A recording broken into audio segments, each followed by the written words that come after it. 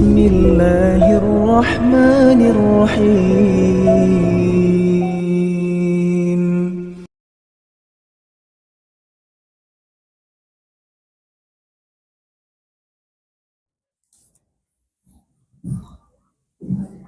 Bismillahirrahmanirrahim. Assalamualaikum warahmatullahi wabarakatuh. Alhamdulillah nahmaduhu wa nasta'inuhu wa nastaghfiruh wa na'udzu billahi min syururi anfusina wa min sayyiati a'malina. May yahdihillahu fala mudilla lahu wa may yudlil fala hadiya lahu. Asyhadu an la ilaha illallah wahdahu la syarika lah wa asyhadu anna Muhammadan abduhu wa rasuluh. Allahumma shalli ala Muhammad wa ala alihi wa sahbihi ajmain, amma ba'du. Syukur kita panjatkan kehadirat Allah Subhanahu wa taala karena sampai detik ini kita masih diberi nikmat iman sehat sehingga kita bisa hadir di masjid yang mulia ini, rumah-rumah Allah, yaitu Masjid Al-Hidayah. Bagaimana kabarnya Pak? Sehat? Semangat ya Mas? Ibu masih semangat ya?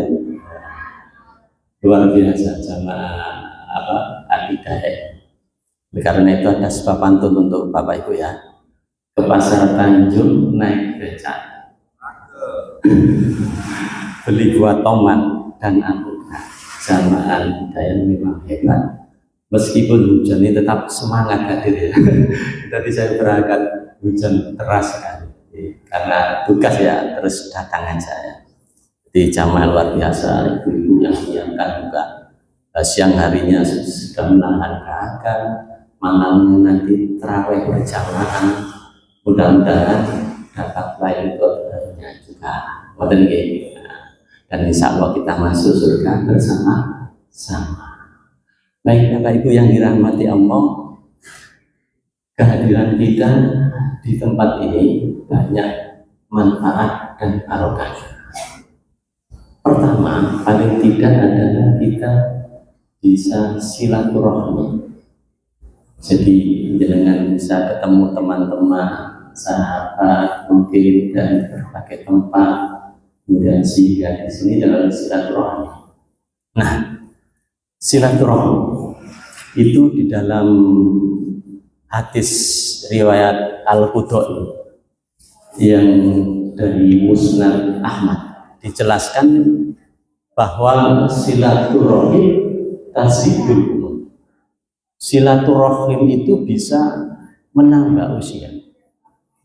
Jadi dijelaskan oleh para riset, terutama riset sosial, terutama dari daerah Ambon, negara Barat itu ternyata ditemukan mengapa orang yang sering berjumpa, sering berinteraksi itu peluang hidupnya lebih banyak, lebih panjang.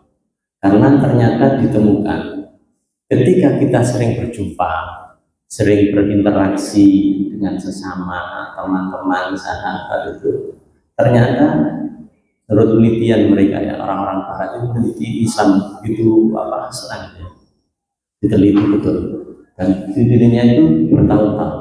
Ternyata ditemukan kalau kita sering berjumpa, sering berinteraksi dengan sesama teman sahabat, maka ada ion-ion negatif di dalam tubuh kita ini yang keluar.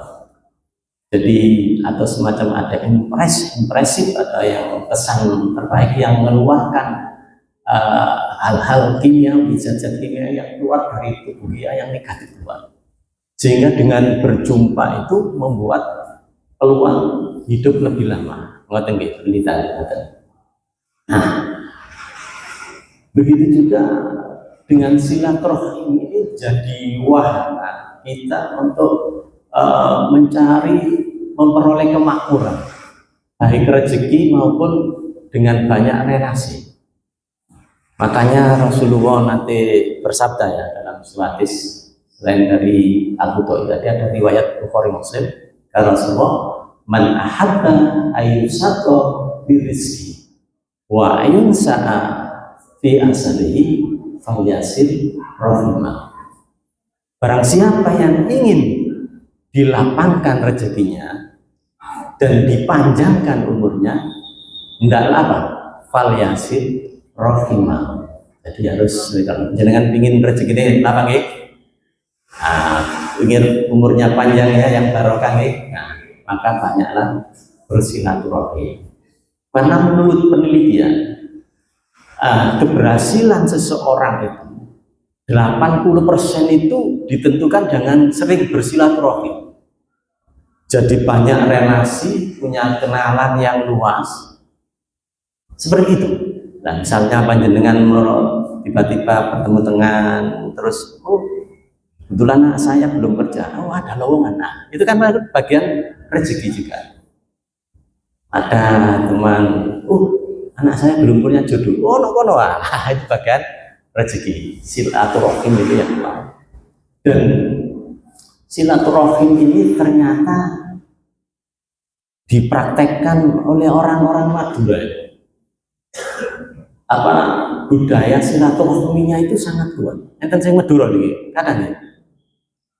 Alhamdulillah, Madura itu orangnya kuat, silaturahmi itu. Jadi ketika biasanya dulu ya di zaman Orde Baru sering itu anjang sana bertamu ke tetangga itu mesti bawa sesuatu oleh-oleh. Begitulah saling membalas. Dari silaturahimnya itu begitu kuat orang Madura itu, sehingga ada guyonan ya dalam zaman Orde Baru itu ya, banyak orang-orang Madura, pemuda-pemuda Madura itu gagal ketika tes untuk menjadi ASN atau pegawai negeri. Ternyata diteliti ya, kenapa kok sering gagal? Karena dia itu kan mesti yang nomor satu ya silaturahim gitu ya. Nah dulu ketika zaman Orde Baru yang digaungkan itu mengutamakan apa? Akhlak dari P4 nih Pak, mungkin penataran P4 nah, itu tuh harus nilainya itu ketika tes itu lebih tinggi dibandingkan dengan nilai yang lain.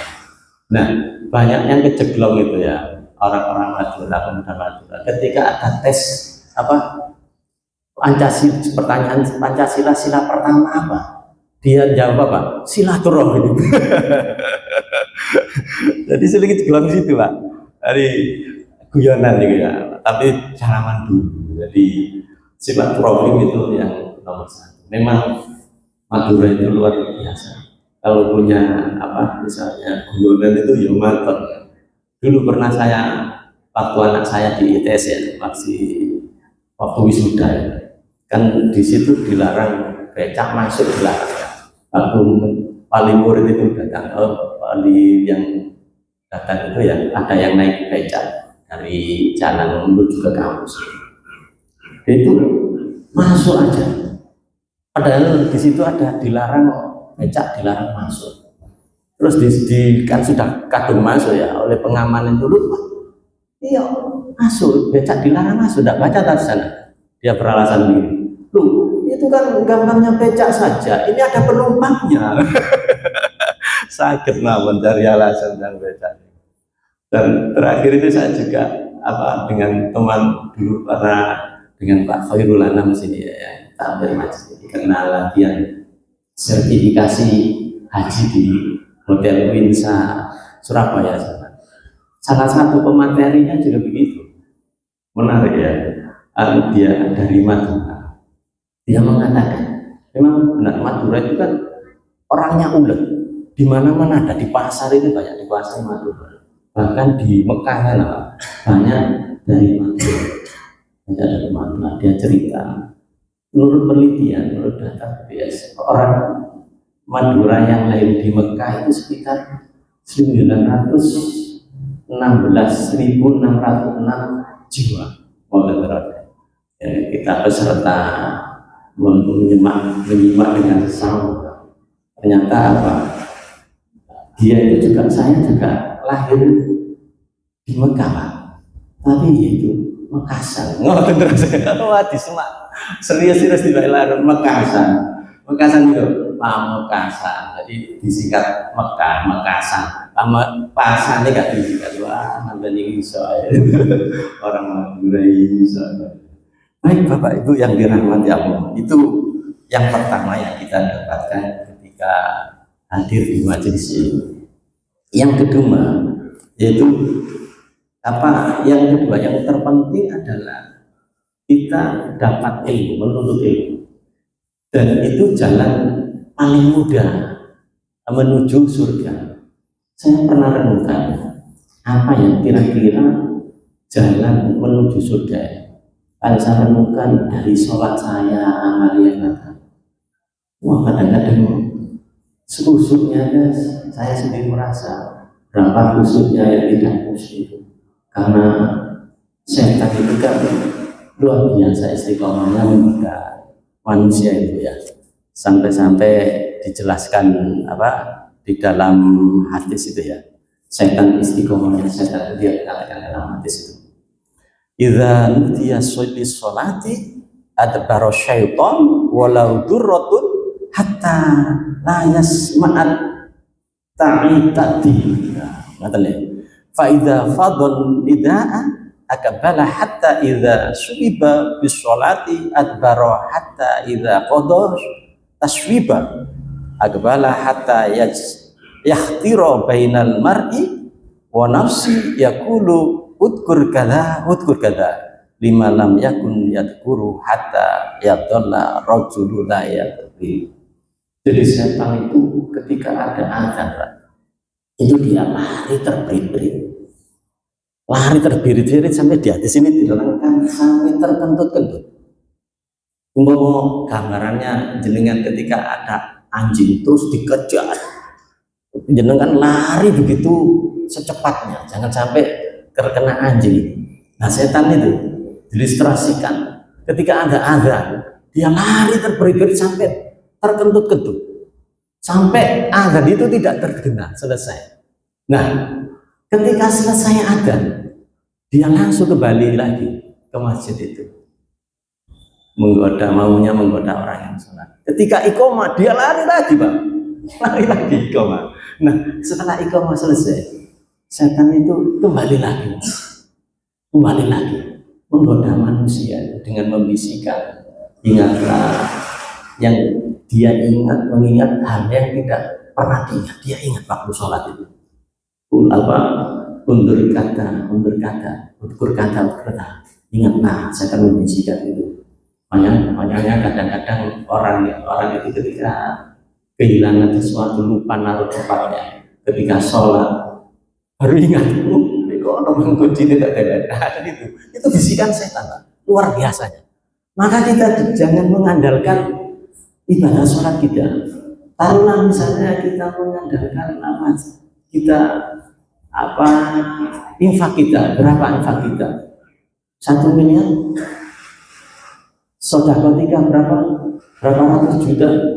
Padahal kalau dibandingkan Pak dengan nikmat Allah, makanya Allah itu mengatakan wa ta'udzu nikmat Allah la tuhsuha. Jenengan bangun tidur terus bisa bergerak itu nikmat luar biasa Pak. Coba nilainya mata kita Pak, umpamanya yang satu ini jenengan tukarkan ono sing yang wis mripatku taknya 100 juta.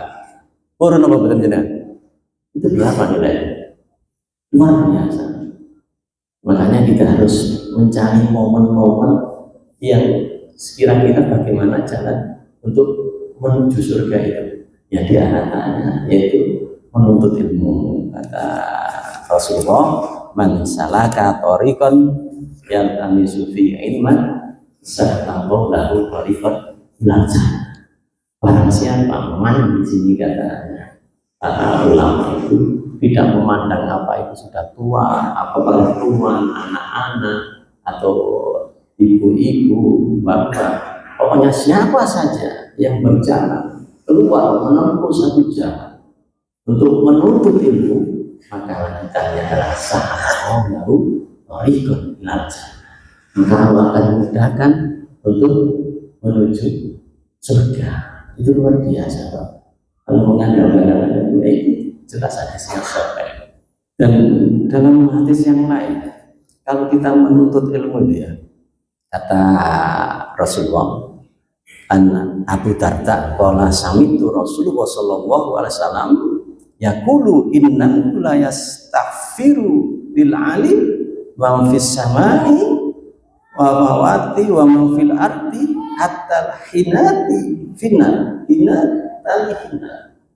Jadi kalau orang menuntut ilmu dia, kata Rasulullah, sesungguhnya akan memintakan ampun untuk seorang yang menuntut ilmu itu makhluk yang ada di langit, bahkan ikan-ikan yang ada di lautan. Ini dijelaskan ikan hiu. Sungguh istilahnya ikan hiu yang terbesar. Nah, ikan hiu aja memintakan ampun untuk ikan-ikan terhitungan. Nah, ini kesempatan. Hanya juga dalam suatu hadis yang agak panjang Pak dijelaskannya. Jadi makanya kita harus sering menuntut ilmu bagaimanapun keadaan. Yang sudah pernah menyatakan kun aliman au muta'aliman au mustami'an au muhibban wa la takun khamisan fatahlika. Jadilah kamu itu orang yang alim. Orang yang alim itu artinya mengajarkan. Kalau tidak bisa, ya kamu orang yang belajar, au muta'aliman. Kalau tidak sempat, yaitu orang yang apa? Yang mendengarkan, mustami'an, jadi pendengaran. Au muhibban, atau orang yang cinta ilmu. Ya, cinta ilmu itu seperti apa? Ya termasuk jenengan hadir di sini. Kalau misalnya di rumah jenengan ditempati untuk majelis ilmu, misalnya kajian Bang Yos itu kamisan keliling, nah, itu termasuk cinta ilmu, Pak. Pahalanya double-double. Ono wis jemput ustaz, terus ditinggali omahe ngaji, terus difasilitasi juga makanan double-double, Pak. Pahalanya. Kata Rasulullah, takut khomisan. Jangan kamu jadi orang yang kelima. Apa orang yang kelima itu? Wis gak pulang, wis gak ngaji, wis gak cinta ilmu, malah ngendon-gendoni sing melok ngaji lah, apa ngaji campur ae nang warung ngopi-ngopi kene enjoy bro. Ngendon-ngendon. Jadi jangan jadi yang orang yang kelima, kan apa? Termasuk kalau Rasul patah juga apa? Celaka kamu. Ngoten nggih. Dan di dalam hadis apa yang cukup panjang ya, kalau orang-orang yang menuntut ilmu itu ya, dari Abu Hurairah ya berkata, Rasulullah bersabda, sesungguhnya Allah itu punya malaikat yang bertugas apa? Malaikat berkeliling di jalan-jalan untuk apa? Mencari ahli zikir. Terus masuk kajian kita termasuk dicari oleh malaikat. Nah, bila malaikat itu, sekelompok malaikat itu menemukan majelis zikir, maka dia apa? Istilahnya ngandani konco-konco, ayo ngumpul-ngumpul nang alidaya ini, ana wong ngaji. Ngoten nggih. Nah, kemudian mengundang teman-temannya untuk mengumpul, dan malaikat itu sampai turun ke langit lapis dunia, Pak. Jadi paling rendah. Jadi mengepakkan salah sayapnya. Kemudian Allah bertanya kepada mereka, padahal Allah juga tahu, sudah tahu apa. Tapi dia bertanya karena malaikat dengan tugasnya itu, apa yang dikatakan hamba-hambaku? Maka malaikat menjawab, mereka bertasbih, bertakbir, bertahmid kepadamu ya Allah. Maka Allah mengatakan, apakah mereka pernah melihatku? Malaikat bertanya lagi, demi Allah mereka tidak pernah melihat engkau ya Allah. Kemudian Allah bertanya, bagaimana jika mereka melihat? Kemudian malaikat menjawab, mereka akan lebih kuat ibadahnya, lebih banyak ingat kepada kau ya Allah. Kemudian Allah juga bertanya lagi, mereka memohon apa yang mereka mohon kepadamu?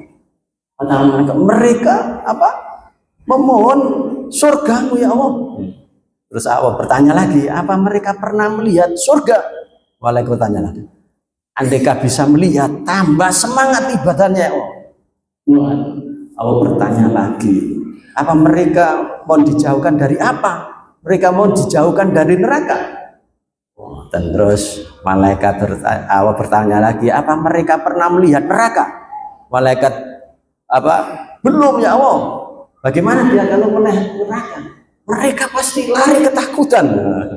Kemudian Allah mengatakan, aku persaksikan kepadamu bahwa aku telah mengampuni orang-orang yang berada, yang kumpul yang kumpul di dalam.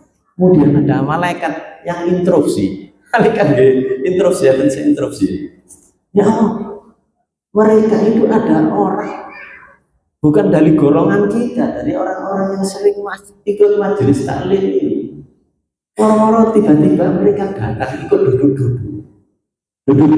di majelis ini. Apa kata Allah? Baik, mereka juga termasuk golongan saya ampun juga. Ngoten lah. Apalagi jenengan sudah terprogram, sudah mengikuti majelis ini. Makanya sekali lagi jenengan kalau ada kesempatan, ada umur, jangan lewatkan majelis taklim itu, Pak. Harus kumpul-kumpul, karena ini sudah tradisi para sahabat Rasul itu ya saling menguatkan iman untuk majelis taklim. Ada yang mengingatkan. Kadang kita kalau tidak pernah ngaji, Pak, kalau melakukan salah enggak tahu. Wong sing ngaji ya mesti ono ae kesalahan apa bisa enggak tahu ngaji kalau ini salah. Hanya majelis itu penting di saran untuk menuju kebaikan. Makanya jangan ditunda-tunda untuk dengan sepuh, usahakan hadir di majelis taklim meskipun 1 bulan enggak, 2 kali dan minimal 1 minggu sekali. Ini ada majelis pengajian pemisahan yang tentang kuat nih, kedua dan keempat mau jangan terlalu itu bagian dari menuju mudahkan oleh Allah menuju surga. Karena apa, Pak? Karena kata Cak Jono itu terus ingatan ndolek keripik telo nang Surabaya gawe jamur diweni suruh nglakoni sing apik iku aja semoyo, sebab urip iku ngerti karo kapan tibanya jatuh temponya. Maka ketika ada kesempatan, segera kita gunakan. Ngoten nggih. Jamaah yang dirahmati Allah, kemudian ini kan masih Ramadan ya. Jadi Ramadan itu sering disebut sebagai Syahrul Mubah, yaitu bulan yang penuh berkah, Di sana pintu-pintu surga dibuka, pintu neraka ditutup, dan juga setan dibelenggu. Nah, bulan Ramadan juga disebut dengan Syahrul Maghfirah, yaitu bulannya ampunan. Dalam hadis qudsi Allah berfirman, a'udzubillahi minasyaitonir rajim, man dalladzi yuhibbuni fa ahibbahu. Jadi sinten mawon termasuk panjenengan itu di antara kita menjalankan ibadah karena cinta kepada Allah, cinta semata karena Allah, maka maka Allah pun juga cinta kepada jenengan. Jenengan ingin dicintai Allah, Pak? Semua pasti ingin dicintai Allah. Maka jenengan harus mencintai apa yang diperintahkan oleh Allah dan Rasulnya. Kemudian kata Allah dalam hadis lanjutan yang kedua adalah man dalladzi yatlubuni fa barang siapa yang di bulan Ramadan ya, termasuk ini malam nanti kan malam ganjil lah. Kata Rasulullah, ta'arau fil ta'arau lailatul qadar fi fitri min asli amal Ramadan. Kata Rasulullah, carilah Lailatul Qadar itu di 10 malam terakhir pada ganjil, yang ganjil. Ini kesempatan nanti malam 21 ya. Nah, monggo jangan lewatkan. Yang semangat ya. Nah, kemudian tadi barang siapa mandalati yatlubuni fa'ribah. Barang siapa yang di bulan puasa ini mohon kepada Allah, minta kepada Allah tentang hajat-hajat panjenengan di dunia, nopo mawon ya Allah, kok rezeki kula seret, berdoa kepada Allah akan dikabulkan.